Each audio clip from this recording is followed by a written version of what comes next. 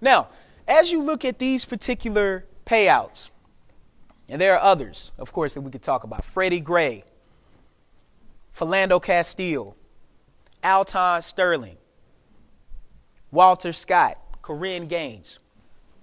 Raise your hand if you know where this money comes from for these civil payouts. Raise your hand if you know where this money comes from. These monies actually come from taxpayer dollars. Taxpayers are footing the bill for police brutality cases. How egregious does it get? In Chicago, they actually appropriate money for this specific thing because they just know that these kind of things are going to happen. I don't know about you, but as a taxpayer, I have a problem with the money that I pay being used for this. And instead, maybe it becomes a different source that we need to think about, such as police department insurance companies or insurance policies that police departments take on. And then they take those risks on, similar to how we take risk on as healthcare patients, similar to the way that hospitals take on risk based on the likelihood of something happening in their hospital.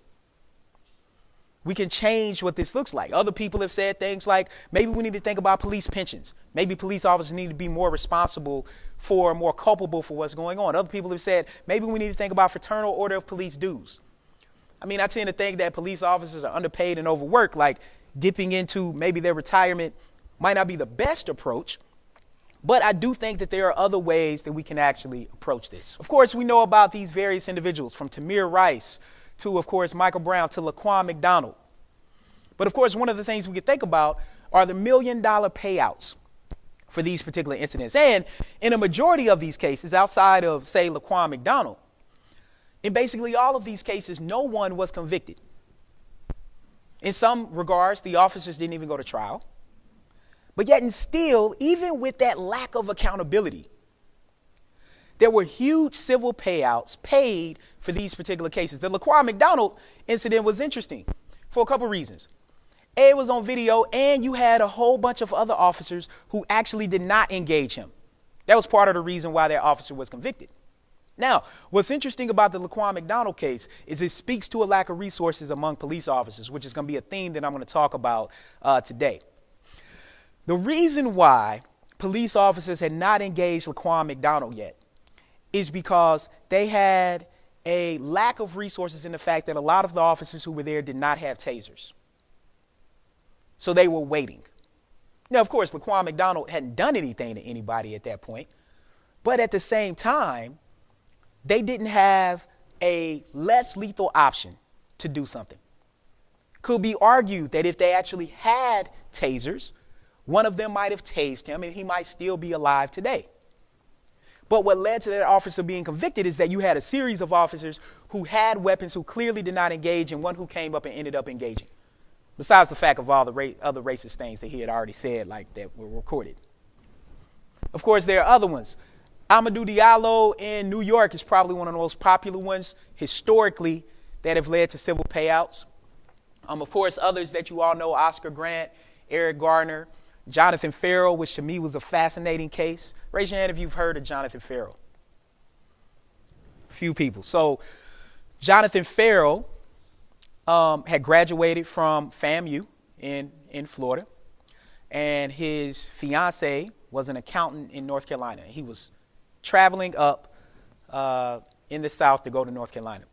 And I think maybe he fell asleep or he had car trouble or something, but his car ended up being wrecked. He goes up to a house. He knocks on the door trying to get help. He was probably in Timbuktu, North Carolina with no signal. He probably had AT&T, which is what I got, and the signal just drops all the time. And so he walks up to this house, knocks on the door. A person opens the door and then shuts the door. Okay? And then the person who answered the door, the woman, calls the police and says, someone's trying to break in. I want you to think about that. She opened the door. He didn't come in. But then she says he's trying to come in. He's trying to break in. If you were trying to break in and someone opens the door for you, you're going to probably go in at that point. The police come. Altercation ensues. Jonathan Ferrell is shot. The police officer actually reloaded his clip and shot him again. Corinne Gaines' case is interesting. Raise your hand if you've heard of Corinne Gaines. for people. Let me tell you why you should know Corinne Gaines. Corinne Gaines had been recording the fact that she felt that she was being mistreated by police, that she was being pulled over for no reason, and she was Facebook Living it. See, this is one of the reasons why social media is important, because part of this is a theme. Oftentimes, when officers do go to trial or are convicted, which, mind you, is in well less than 2% of all cases involving police shootings, by the way. Like, it's very much an anomaly. But in this particular case, the police come to serve a warrant at her house. And after several hours of a standoff, Corinne Gaines is in her home with a gun that she owned, holding her 4 or 5-year-old son.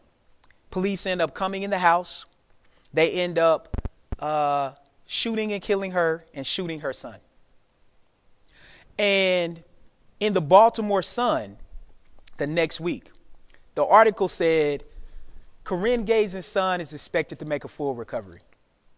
And I thought to myself, in what world do we live in where a 4-year-old is shot by the police, who, growing up, you're taught police are supposed to protect you, right? That is what we tell children. Not only are you shot by the police, you see the police shoot and kill your mom while she's holding you. And we expect this kid to make a full recovery? I mean, even if the physical wounds heal, the mental and emotional wounds that persist are going to probably outweigh those physical wounds. The Corinne Gaines settlement was one of the largest in U.S. history, $32 million. A judge, however, just ruled a few weeks ago and decided to pull this money back. This is how these sort of things happen. They happen, and then they decided to pull the money back. Now,